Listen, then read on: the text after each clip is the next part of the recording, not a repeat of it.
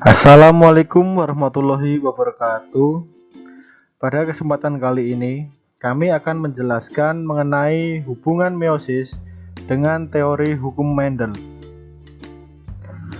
Sebelum masuk ke pembahasan, perkenalkan kelompok kami yang beranggotakan yang pertama Fajar Dasaputro, NIM A4 2018 0012. Yang kedua Pacit Bayu Saputro, NIM A4 2018 0067. Dan yang terakhir Miftahul Firdaus N, NIM A4 2018 0072. Kurang lengkap bila belajar genetik kita tidak mengetahui mengenai hukum Mendel. Berdasarkan percobaan yang dilakukan oleh Mendel mengenai persilangan kacang RGs dengan fenotip berbeda, dapat disimpulkan bahwa terdapat suatu faktor yang diturunkan dari suatu generasi ke generasi berikutnya. Bagaimana sih hal yang tersebut dapat terjadi? Apakah ada hubungan dengan meiosis? Sebelumnya, apa sih meiosis itu?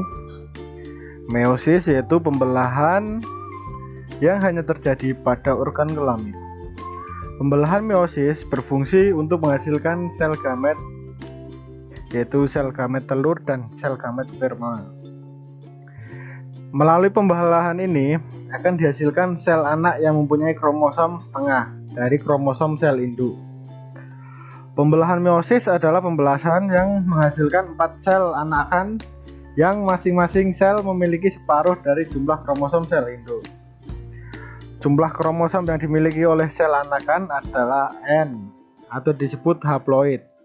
Maka pembelahan sel meiosis disebut sebagai pembelahan reduksi.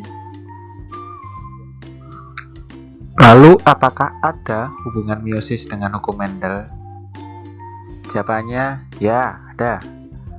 Jadi, dari percobaan Mendel tersebut dapat dijabarkan pada hukum Mendel 1 atau hukum segresi bebas yang menyatakan bahwa pembentukan gamet kedua gen induk yang merupakan pasangan alel akan memisah sehingga tiap-tiap gamet menerima satu gen dari induknya.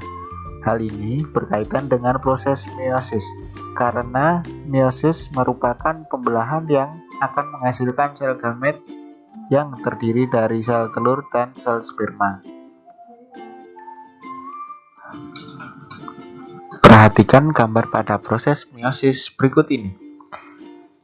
Berdasarkan gambar tersebut, setiap kromosom mempunyai gen yang berbeda pada akhir proses parafase 1, menunjukkan metafase 1 terjadi crossing over atau pindah silang sehingga pada saat proses metafase kedua terbentuk 2 sel dengan satu pasang kromosom yang mempunyai alel berbeda dan setiap kromosom akan menghasilkan sel gamet yang berbeda juga.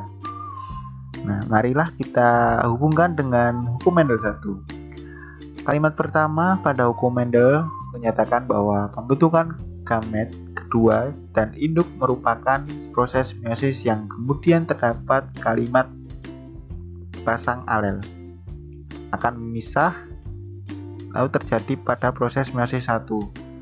Nah, kalimat berikutnya, pada tiap-tiap gamet akan menerima satu gen dari induknya. Hal ini bisa dilihat pada akhir fase meiosis, di mana setiap sel gamet mempunyai alel yang berbeda pada setiap sel. Selanjutnya, marilah kita hubungkan dengan proses meiosis dengan hukum Mendel yang kedua, yang menyatakan bahwa gen yang menentukan sifat berbeda dipindahkan secara bebas satu dengan yang lainnya. Maka dari itu, akan timbul pilihan acak dari keduanya. Coba perhatikan gambar berikut ini. Pada setiap kromosom akan berpasangan secara bebas dengan kromosom yang lain yang mempunyai alel berbeda, hasil sel gamet yang terbentuk bersifat acak. Mari kita hubungkan dengan hukum Mendel kedua. Kalimat 1 dalam hukum Mendel menyatakan bahwa gen yang menentukan sifat-sifat berbeda, artinya yaitu gen dengan sifat berbeda. Sel yang dihasilkan bersifat acak dan murni. Hasil persilangan ini bergantung dengan pola kromosom yang menyesuaikan diri pada proses metafase. Jadi, kesimpulan yang didapat dari penjelasan tersebut adalah proses meiosis dapat mendukung penemuan Mendel yang tertuang pada hukum Mendel 1 dan hukum Mendel 2. Nah, itu dia penjelasan mengenai hubungan meiosis dengan hukum Mendel. Semoga bermanfaat, dan apabila dalam penjelasan ada salah kata atau tulisan ini, mohon maaf yang sebesar-besarnya. Sekian dari kami. Terima kasih. Wassalamualaikum warahmatullahi wabarakatuh.